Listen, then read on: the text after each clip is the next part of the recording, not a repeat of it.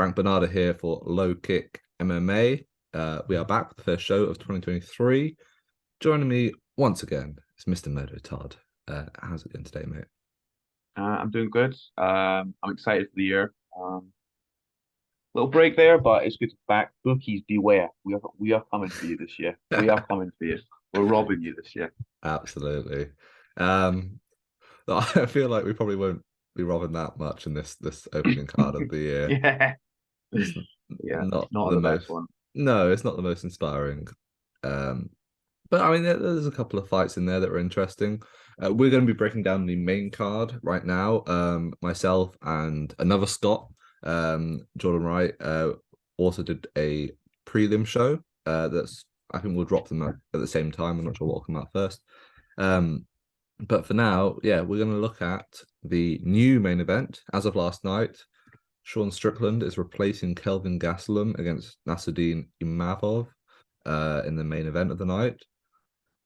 Um, Obviously Strickland headlining back-to-back main events. He's coming to this fight as a minus 110. Nassourdine Imavov is also coming in at the same price, minus 110. How do you see this fight going, mate? You know, I'm actually like more excited for this fight than I was the Gastelum fight, to be Mm. honest. I just think like Strickland's a lot more kind of like a relevant name now. He's amongst it, you know what I mean, rather than Gastelum. I like Strickland in this one. I just think it's a big step up for Imavov. I think over five as well. I don't know how good he is over five. Um, I've seen him fight. I'm not too confident in his cardio. I am in Strickland's. Mm. Um, yeah, I like Strickland this one minus 110. I think this might be a bit too much of a step up for Imavov, and I think preparing for Gastelum, who is like a completely different fighter to Strickland, different body types. I know they like to use their boxing, but it's like a bit different. But yeah, I think Imavov, like he's a special talent. I was gonna pick him over Gastelum. I thought he was gonna beat him, but I like Strickland in this one. Talk to me. What do you think? Yeah, I think I'm probably just going to stay away from it, to be honest. Um, because I think I probably would lean towards Imavov. Um, but the thing is, like you kind of say, like Strickland is tried and tested. He has that cardio, and the fight that keeps sort of coming back to me is TKO win over Brendan Allen when like he just walks him down. The pressure is there. Brendan Allen can't get his takedowns going. And he just essentially broke him. I think that's something that we say quite a lot when we talk about Sean Strickland. If you're not of a higher caliber than him, if you're not of like, an actual top 15 in the world talent, which Ivanov might be, but we haven't really seen that. Like Yeah. he let Whacking Buckley back into the fight when they were scrapping. Yeah, he beat Edmund Shabazian, which was really impressive, but uh Shabazian's weakness is his ground game, and Strickland, while he is a sort of boxing centric fighter, he has very good takedown defense. That's one of his most underrated attributes, I think. Um, yeah, I just think there's too many variables on each side for me to pick, especially with Strickland coming on short notice. Has he been training? He went 5 rounds of Cannoneer not too long ago. It's probably some wear and tear at least. Um, just yeah, it's too much, too many variables, and even like yeah, I mean, I we haven't got props out yet, but I would maybe consider taking like an over 1.5, over 2.5, something like Yeah. that. Ivanov has got finishing potential, but usually like from ground and pound top control. Um, yeah, I don't know. Maybe Strickland late, like a late TKO prop, maybe something like that might interest me if the line's right. Um, like just suck a little bit on it, but yeah, haven't got a set side. I think like although it was like a losing effort, I think the Cannoneer fight was quite like it does a lot for my confidence that one because I think he was a bit unlucky not to get it. Really? And we know how good I don't know. It was close. Do you know what I mean? Yeah, It could have gone either way. It was like, yeah, yeah. another day, it could have been Strickland, and I think, Texas judges. yeah, and they're neck and neck, like Yeah, what's kind of near number two, number three now. something like that. Yeah. So like that's the kind of level that Strickland's at, and I just don't know if Imavov is, to be honest. Mm, So mm. I know where Strickland's at. Like I know what I can get from him. I know I said last time he can be a bit unpredictable, which he can. He can fight a little stupid, but um, I was impressed with the Cannonier fight. So I know where he is. I don't How really were know you where Imavov impressed? is. Were But I you just think impressed with like, the performance? but I just think it's like, I don't know. He wasn't stupid. Like he wasn't like he didn't do anything No, like, yeah, didn't. do you know what I mean? He didn't do anything like he wasn't fighting with his like that. Do you know what I mean? Yeah, His yeah, guard like that. So maybe, yeah, I don't know. I like Strickland this one for the price for fair sure. enough. Yeah, I'm staying away from it. Maybe I'll take some overs in the parlays. Maybe a I late. like the old. Yeah, I'm thinking maybe like Uh, around. I want to see if like maybe some books do like alternate finish odds, like round 4 and 5. yeah, Something like that for Strickland. I might be interested in taking. Maybe. I like the Um, over 2.5 though. I do like the yeah, over two. I'm not sure what the line would be for it's that because too early. they literally just dropped. So Yeah, yeah, good yeah, timing for the podcast. yeah, Um, all right, we'll move on to the co-main event. Obviously, initially meant to be Shavkat Rakhmonov versus Jeff Neal. Oh, that's gutted, that that such a that gutter. that has turned this fight card from fairly solid, fairly solid Yeah, return start of the year to yeah, I guess we'll get through just it. leave it. Hopefully there's some fun ones in there. Yeah, but we Yeah, have Dan Ige, number 13 ranked featherweight versus Damon Jackson. Which is a good fight. Don't get me wrong. It doesn't have that same sort of wow factor that Shavkat versus Neil has, but it's a solid featherweight scrap. Um, Damon Jackson really has been on a tear. Like since the loss of Tapuria, 4 straight wins, including the KO over Pat Sabatini, which is a really impressive win. Like I know a lot of people, possibly myself included, I can't even remember if I had action on that one, were on Sabatini's side just because of how impressive he looked, and Jackson just comes out there and just murks him in 69 seconds. On the other side, Ige is on a 3-fight losing streak. But those losses admittedly are Movsar Evloev, Josh Emmett, Korean Zombie. And prior to that, he knocked out Gavin Tucker. So yeah, it's a guy on the come up. Even though Jackson's 34 years old, um, he's having this late career resurgence, whereas Ige, I don't know, is he on like a downward spiral? It's kind of hard to say because the losses are to like very elite opponents. and the Emmett Um, fight there wasn't like a blowout. Do you know what I mean? yeah, The recent one was, but I think that's just how Evloev, good Imalev. Yeah, yeah, yeah, Imalev it's is. very Yeah, good. Um, and also the Korean zombie fight was relatively close as well. yeah. Um,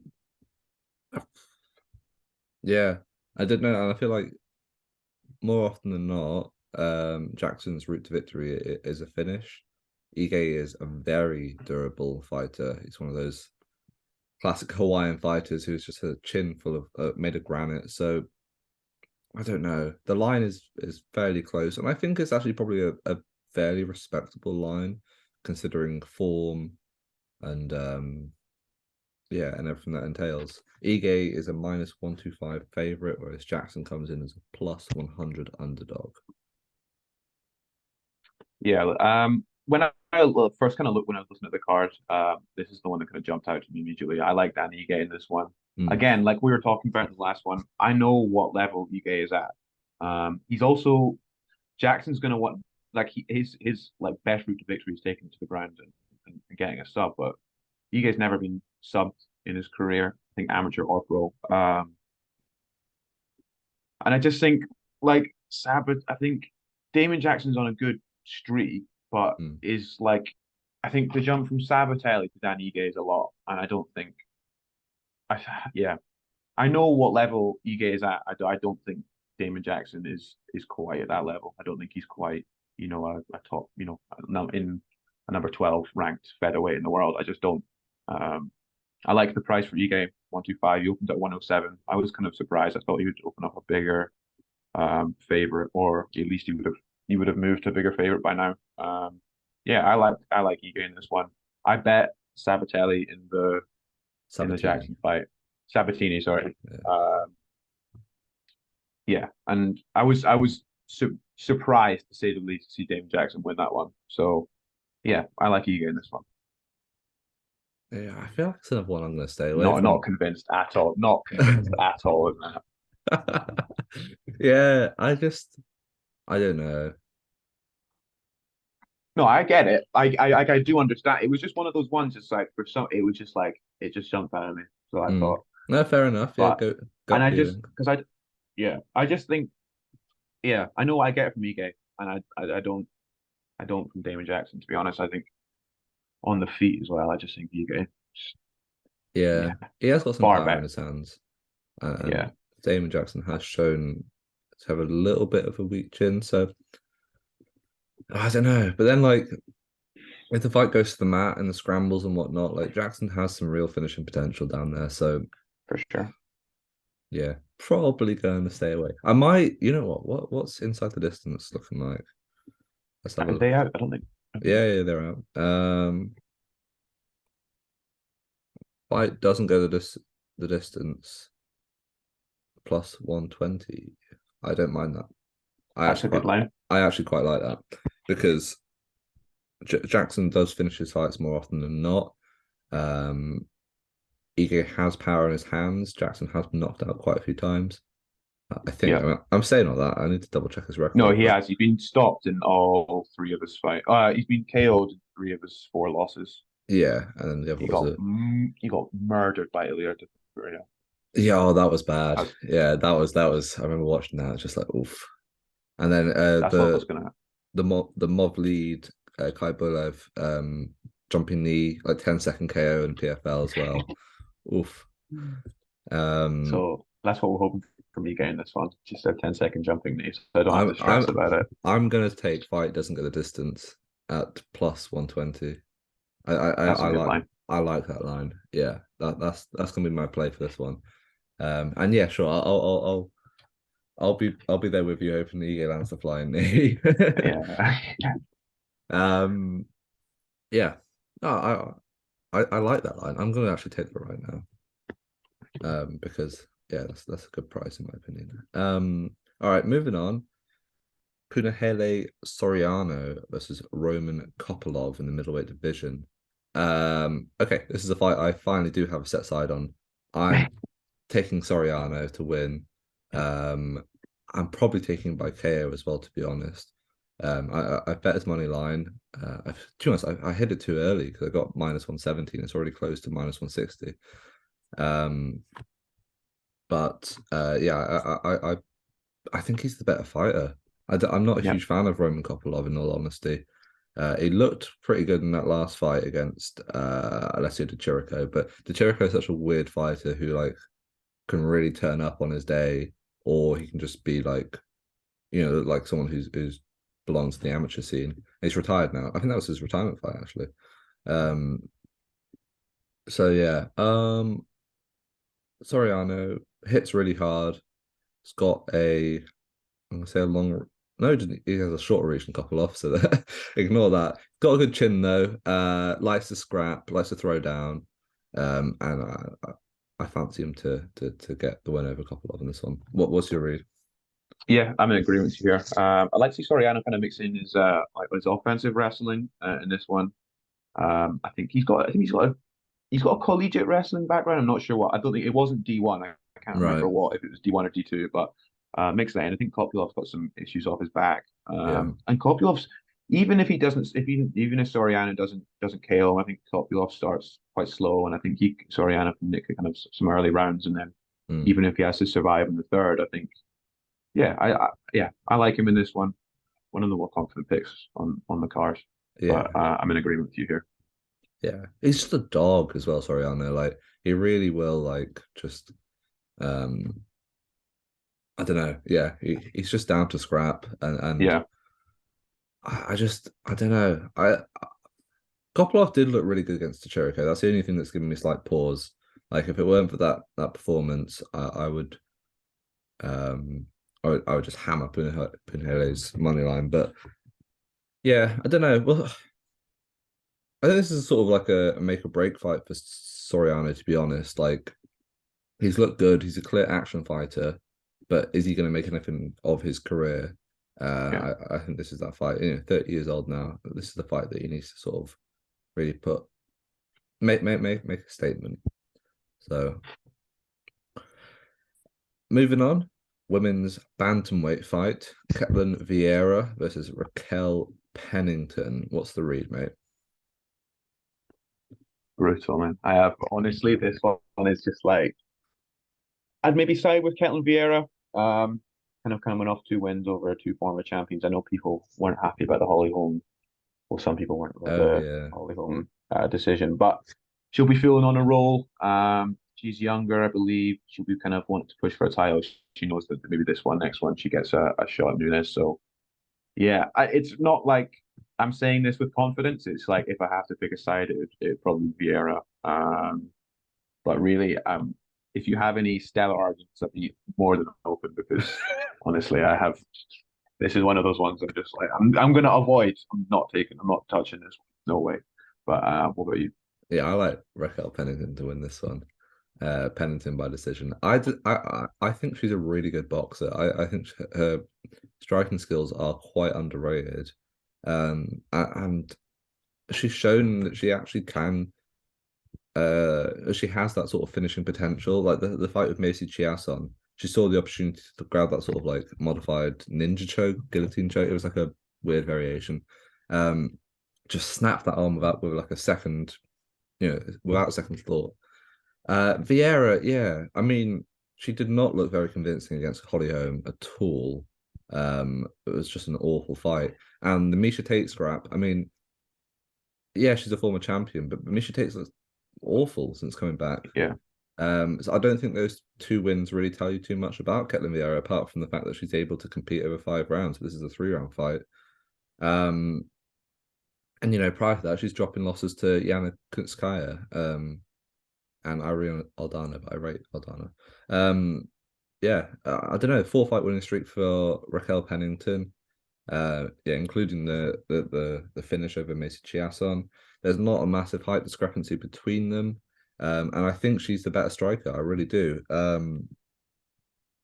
Yeah, I like Raquel Pennington to win by decision in this fight. I think that's the play. What with the grappling aspect? How do you see that playing out? Well, like I say, to be honest, I feel like it'll probably stay standing for a bit of it. Vieira has like potential to like grind people up against the clinch, even though there's maybe not the bigger. She's not like massively taller or anything like that, but she has like a wide frame. So yeah, there is potential for her to sort of like neutralize some of Pennington's offense with that. But I mean, Pennington's a veteran. She's 3 years older. She has the potential to lock up submissions and whatnot. And yeah, I don't know.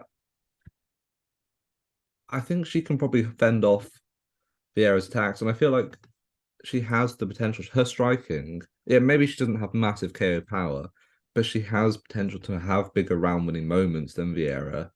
And then, I mean, how many times these days have we seen like a striker land like maybe 4 big shots in one round and then be neutralized for the rest of it by someone pushing them up against the wall, but then the striker still wins the fights because nowadays the criteria to win a round is offensive.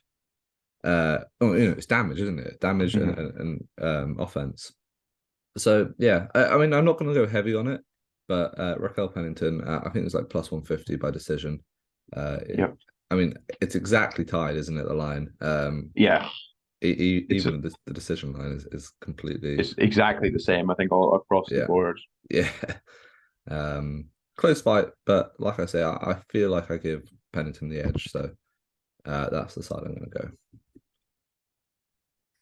Moving on, the opening fight of the main card, we have Umar Nurmagomedov versus Raoni Barcelos. I mean, line. yeah, this is the worst line on the card, isn't it? Let's be honest. I mean, Umar should be a favorite. Let's be honest, but like, yeah, but not minus Minus 700. 700 plus 500 in Barcelos. I feel like I'm gonna have to take a little stab on Barcelos at that price. That's what I was saying. I was Yeah. like, because it's even slid since like yesterday. It was minus 450 Mm. yesterday. Um, and I think it was like yeah, it just keeps sliding, and I wouldn't even be surprised if it went even maybe a little bit more, maybe not past seven. I don't think Umar is going to go maybe past 750, but Yeah. I've seen crazier things happen. He should be the favorite. Do you know what I mean? And I think he'll win it, but it's like it's nowhere near like there's a lot of value in Barcelos if Yeah. you're looking at that aspect for sure. Barcelos is a really good fighter. Like, He beat his cousin Saeed, didn't he? uh, Barcelos beat Saeed, yes, he did. Yeah, definitely. Wait, no. Is Saeed, I don't think Saeed's related to which or that lot. No, it's Abu Bakr who's related to him. oh, okay, okay. Saeed's he's a family friend of that bunch of Nurmagomedovs, but he's not So they actually have the related same. to them. Yeah, he trains across in a different gym as well. Um, yeah, but I mean, yeah, I mean, a win over Saeed Nurmagomedov is very impressive, all the same. Um, yeah, like Umar probably can grapple him and take the back and lock in a sub. He probably can, but like this is by far his biggest test today. It really is. Like Yep. Nate Maness, Brian Kelleher, Sergey Morozov, all respectable opponents, but like realistically, Barcelos could easily be a top 15 fighter. Obviously, I mean, he should have beaten Timur Valiev. I scored that fight for Barcelos. And then, yes, he did lose to Victor Henry, and fair play to Victor Henry in that fight. He just had the perfect game plan that really neutralized Barcelos. But I mean, Umar Magomedov does not fight like Victor Henry. They're very different stylistic opponents. Um, yeah, I, I, I don't really know what to say. Like, maybe I'm not even gonna put Umar in a parlay because minus No, 700. What's the point? Like, you're not going to get no. There's no value no. in Umar at all. Not even like yeah for like parlay fodder. But like I think if you're going to put a half unit on Barcelos, that's 100% worth it. I Do you know what think I so. mean? Yeah. Because like you could maybe nick around and then you never know. Do you know what I mean? It's like point of decision. You like 100. Yeah, like plus 500. That's ridiculous. It's That's wild, the isn't it? that's the maddest thing ever. Yeah. Yeah. So that's the main card of this It's not a event. lot to chat about, to be honest. Really, I feel. No. Do you know what I mean? I just feel like not. Well, actually, there is one thing that we must address: the biggest fight of the weekend, KSI, mate. Yeah. Mine You see minus the 1,200 favorite. solid parlay Joke. piece. Keeping up. Umar Nurmagomedov KSI parlay. Joke. Honestly, uh, absolute joke. yeah, we'll round things off with the dog and the lock of the night. Now, depending on which dropped first on the preview show, sorry, the prelim show, which I recorded with Jordan,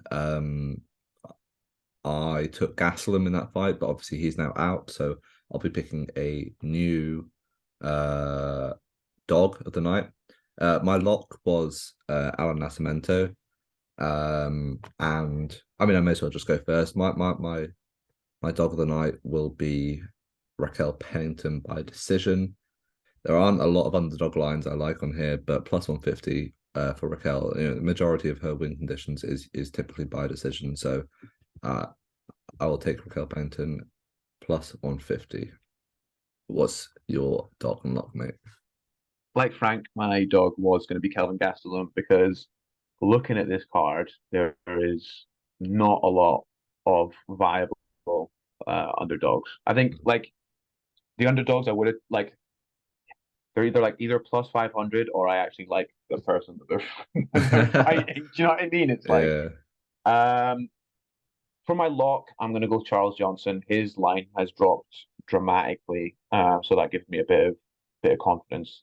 Someone probably knows something. Jimmy Flick coming off a retirement, big layoff. Charles Johnson, pretty active, off not that long ago. yeah. Um, Salgast in December or November. Yeah. yeah, and then yeah, I like Charles Johnson in that one. Minus 400 is not the best, I know, but it is the lock, I suppose. For underdog,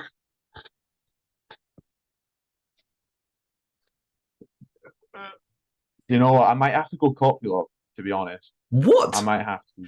Yeah, I might have to go Kopylov. After saying that you're going to take I actually Soriano? don't like. I actually like. That's how little I like any of the other like any of the other underdogs. I just think like, Well, take Barcelos then. yeah. Do you know what? I'll go Barcelos. Yeah, I'll go Barcelos. I'll go Barcelos.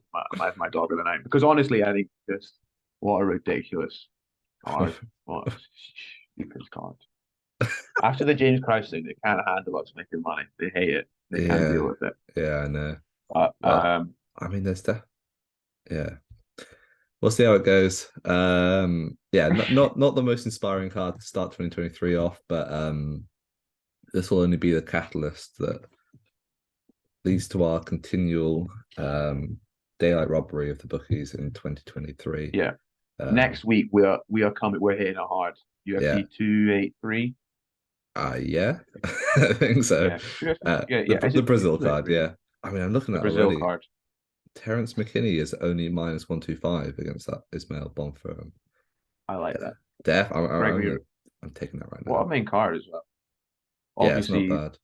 Paul Craig's gonna fucking absolutely annihilate Johnny Walker. He is. He's gonna. Well, I'm going heavy. I always go heavy on Paul Craig. You know that. We're going I heavy on Paul Craig. yeah. So Oh, he's he gonna. made me a lot of money and lost me a lot of money in his two fights in 2022. Like cashed the inside the distance and submission prop against Krylov, and then tried to do the exact same against Ozdemir, and it just did not work. He's gonna head kick KO Johnny Walker in the second Uh, round. see, Call it now. he's calling for a KO finish. That's what He's he gonna said. KO him. That would be He's like one of those cartoonish Johnny Walker KOs. Like he's slipping on a skateboard or something. Poor Johnny, man. He's a nice guy. I feel bad for him. yeah. I'm tempted to Um, go Glover Teixeira as well and Dog. I am. What's his price? Is he Sorry? an underdog? Is he Yeah, underdog? plus 100. That's yeah. Take Yeah. the Weber I'm man. going to take a couple of early lines, I think. Yeah, I think so too.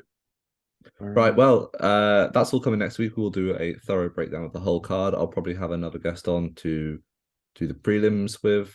And then after that, we've got UFC Fight Night, Lewis versus Spivak. Now, I'm not going to be around for that card, so I might see if Murdo and someone else on staff wants to fill in while I'm away. But yeah, subscribe, get notifications on, all that. You can find us on social media, LowKick MMA, Frank Bonada, Murdo Todd. It's all the same shit.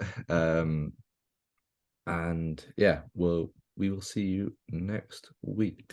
Make sure to subscribe to the LowKick MMA YouTube channel for all the latest news, event previews, and interviews with some of the biggest stars in MMA.